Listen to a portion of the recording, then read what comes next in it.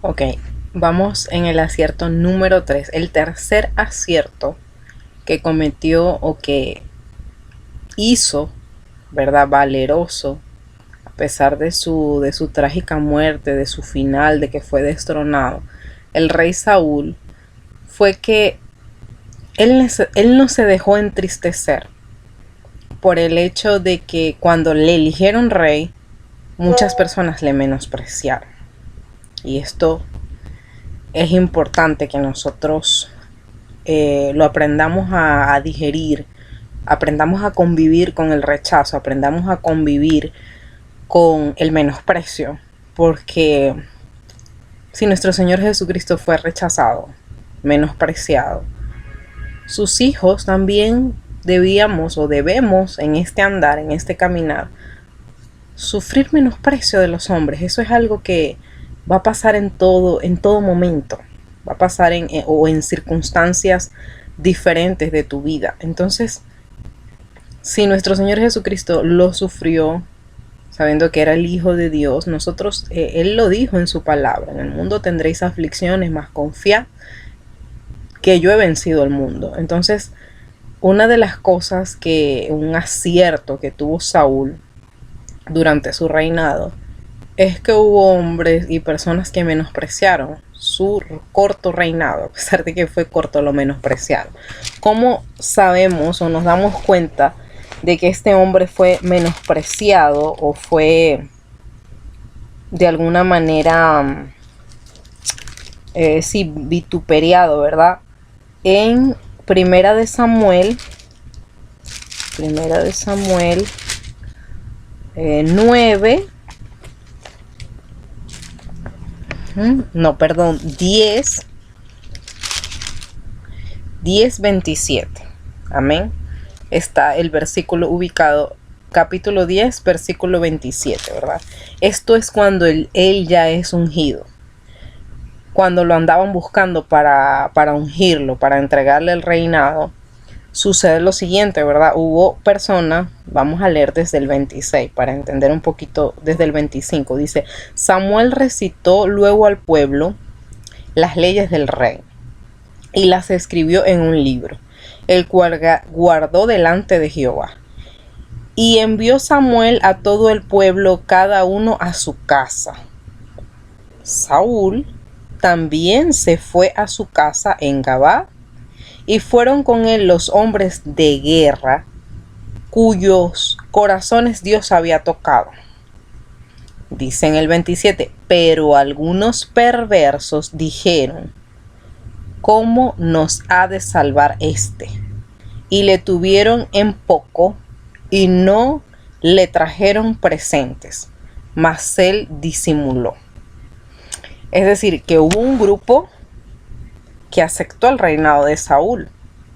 No solamente le aceptó, le enviaron regalos de estima, como señal de que wow, de contentura, de gozo, como pasa en muchos lugares, ¿verdad? Algo mágico sucede. Bueno, en la palabra nos dice: gozaos con los que se gozan, entristecidos con los que se entristecen.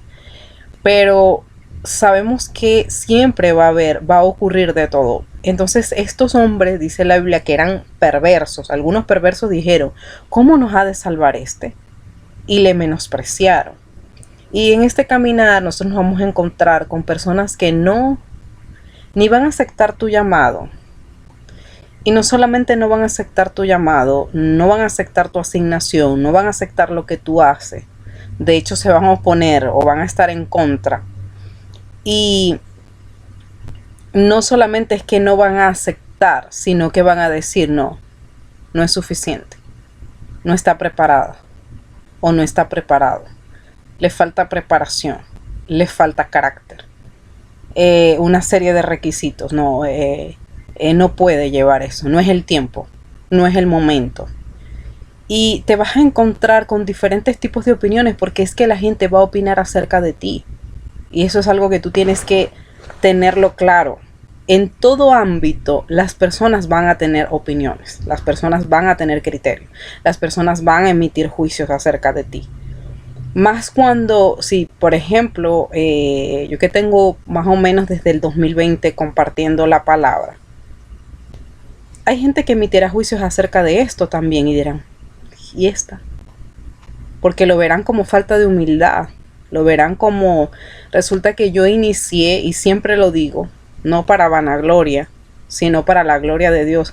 Siempre digo que yo inicié esto como una opción para poder seguir predicando, para seguir llevando el mensaje de la palabra. En vista de que había pandemia, todos sabemos que aquí hubo una situación de cambio durante la pandemia. Entonces yo, como no me congregaba, muchas veces recuerdo yo en ese momento estaba viendo un curso de autoridad, iba hacia la casa pastoral, porque en ese momento no teníamos templo como tal, no teníamos un espacio, iba hacia la casa pastoral y yo vivía con gente inconversa y a mí no se me dejaba salir.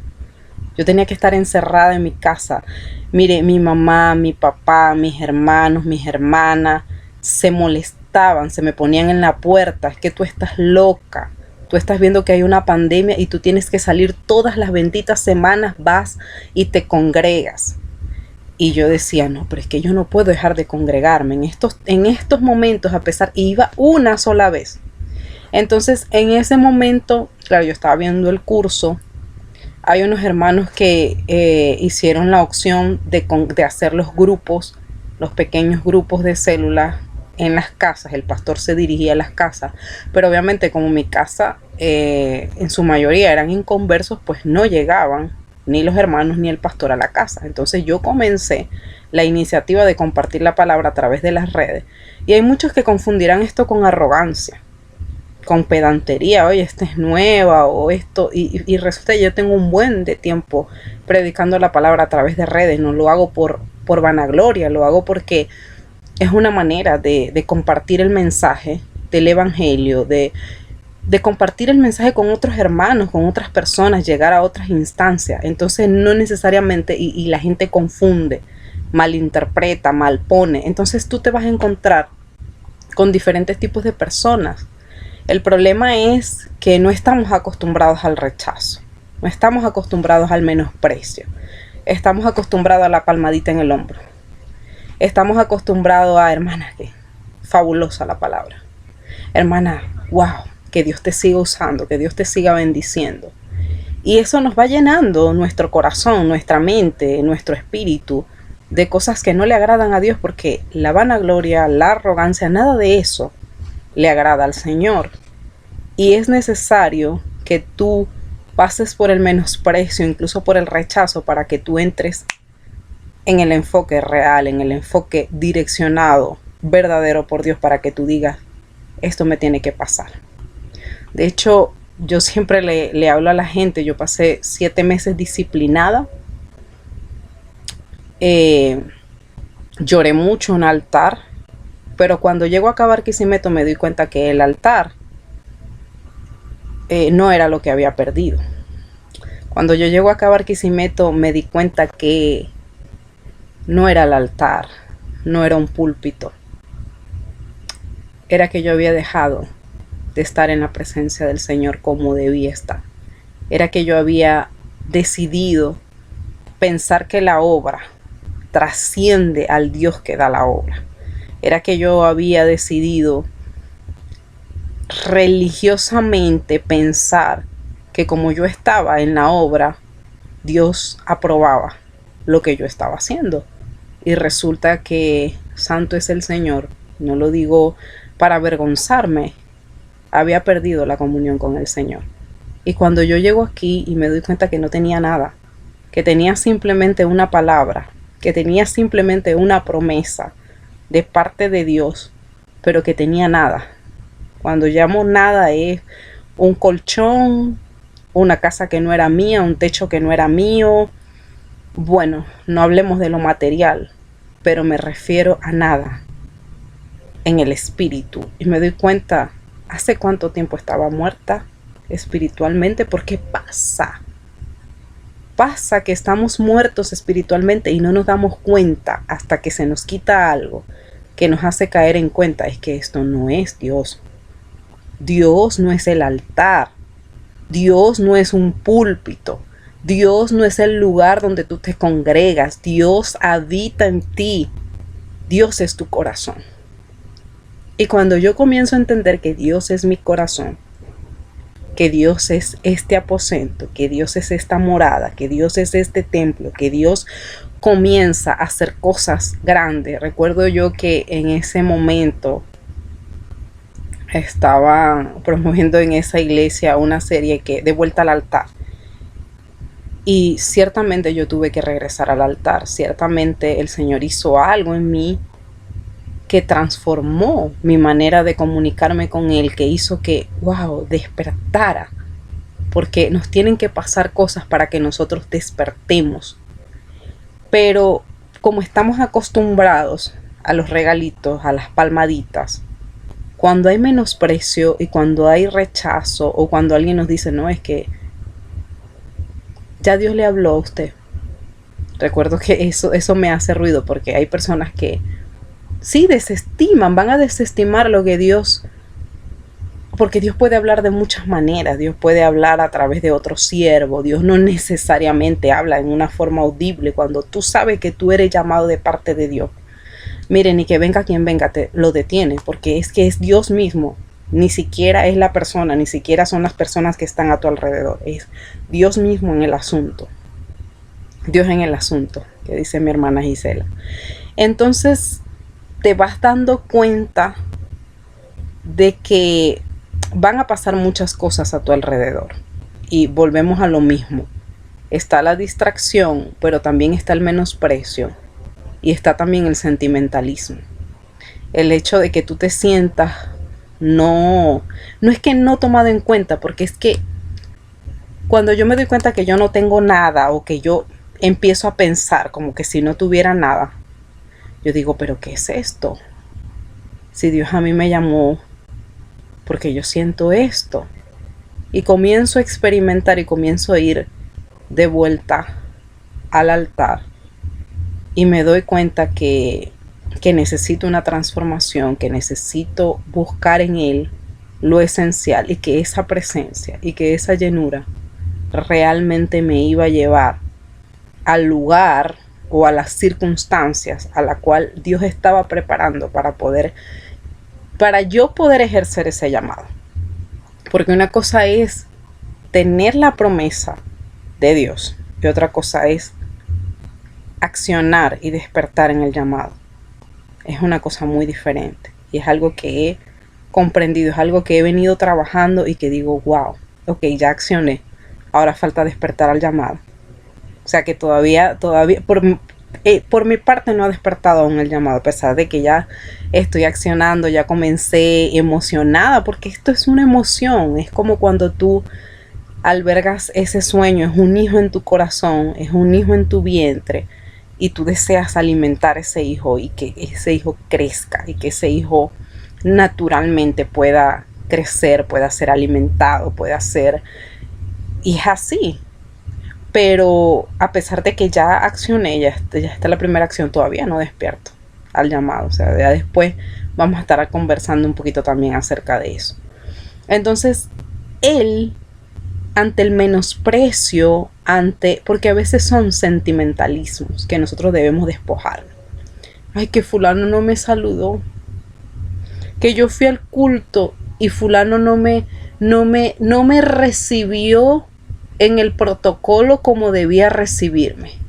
Me mandaron, parecemos a los inconversos. Yo recuerdo que una vez en una conferencia, llega mi esposo y dice que yo no me voy a poner en ese lugar, porque ese lugar me tapa.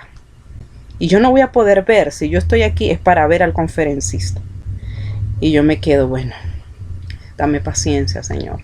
Es inconverso, yo tengo que comprenderlo, tengo que comprender que él se cree la última Coca-Cola del desierto y bueno, vamos a corrernos del lugar porque él quiere ver. Entonces, cuando nosotros sabemos que no es el lugar, cuando sabemos que no es el asiento, que no son las personas, que no son los regalos, que no son las atenciones, que no son las palmaditas en el hombro diciéndote vamos, tú puedes, sino que es el Dios santo, es el Señor, que es Jehová de los ejércitos, que te dice constantemente, no es con espada ni con ejército, sino con mi Santo Espíritu. Cuando nosotros comprendemos que es papá, cuando nosotros comprendemos que no se trata del lugar a donde tú estés, sino que la presencia de Dios realmente esté en tu corazón. Adoramos en verdad, adoramos en espíritu, le damos la gloria a Él y no nos importa nada, hermano. Pero cuando estamos desenfocados y cuando pensamos qué es lo que está a nuestro alrededor, nos dejamos llevar. Ay, hermana, sí, la hermana reconoció. O fulano me dijo esto, fulano me dijo lo otro. ¿Qué te importa a ti lo que diga el hombre si ya Dios te ha hablado a ti? ¿Qué te importa a ti lo que diga la gente si Dios te prometió algo? Eso se va a cumplir. A ti no te tiene que interesar la palabra de hombre. A ti no te tiene que interesar que fulano, claro, nos interesa cuando viene para una corrección. No podemos hacer oídos sordos cuando alguien nos dice delante de la presencia de Dios o aún afuera nos corrige y nos exhorta. La palabra nos corrige y nos exhorta. Cuando nos habla un siervo, una sierva de Dios, de hecho, estaba conversando con una pastora, me dijo, tenemos que reconocer que necesitamos ayuda. Y yo le digo, exactamente, necesito ayuda. Porque es que un trabajo así, una empresa así no se logra sola o solo. Y sí, es a través de la presencia del Espíritu Santo. Pero le estamos pidiendo al Señor, Señor, levanta un equipo para poder trabajar, para poder hacer las cosas en orden. Amén. Entonces, ¿qué pasa? ¿Qué es lo que pasa cuando viene el menosprecio, cuando viene la perversidad? Dice, y este es el que nos va a salvar.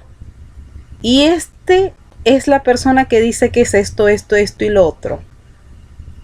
Está equivocada o está equivocado. Pero vuelvo y repito, a ti no te va a importar lo que diga el resto. Cuando el llamado arde, santo es el Señor. Cuando el llamado arde en el corazón, a ti no te detienen las circunstancias. A ti no te detiene lo que piense el hombre. A ti no te detiene lo que digan los demás. A ti no te detiene que te alberguen regalos, que te den palmadas o que te digan que lo estás haciendo bien. Santo es el Señor. Porque cuando usted sirve a Dios en cualquier circunstancia, cuando usted le sirve de corazón, cuando usted hace las cosas de corazón, cuando usted hace las cosas como para Dios y no para el hombre, su recompensa viene de Dios y no del hombre. Dios está viendo. Dios conoce el corazón de las personas. Por eso es que a donde tú llegas y tú sirves con amor, a ti no te va a importar lo que diga fulano, perencejo, sutanito, por más autoridad que tenga para decir lo contrario de ti. A ti no te va a importar, porque tú albergas una palabra de parte de Dios, porque tú albergas en el corazón el sentido y el llamado que arde dentro de ti para hacer las cosas como para Dios y no para el hombre. Por eso es que la gente se va a extrañar y te va a decir, ¿y tú aquí? ¿Y qué haces cuidando niños? Tú no quieras esto o lo otro. Y la gente va a comenzar a murmurar. Es que se tejen hilos. Delante del ungido se telen hilos. Hermano, si usted no porta algo de parte de Dios, nada pasa alrededor tuyo. Pero cuando tú portas algo grande, santo es el Señor, mire que se forma el alboroto alrededor de ti. Y la gente va a querer hablar de ti, la gente va a querer murmurar y va a querer, y este es el que nos va a salvar. Y esta es la persona, y este es fulanita y mire que se tejen los dimes y diretes.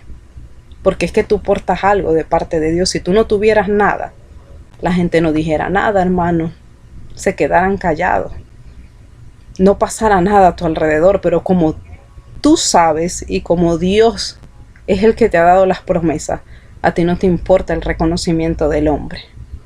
En ningún lugar, hermano, mire, donde usted llegue, usted sirve con el corazón y usted hace las cosas con el corazón, aun que las personas piensen que es algo malo. Si usted sirvió de corazón y Dios está viendo tu corazón, Dios no te va a reprochar nada. Nada. Incluso si hace las cosas por equivocación.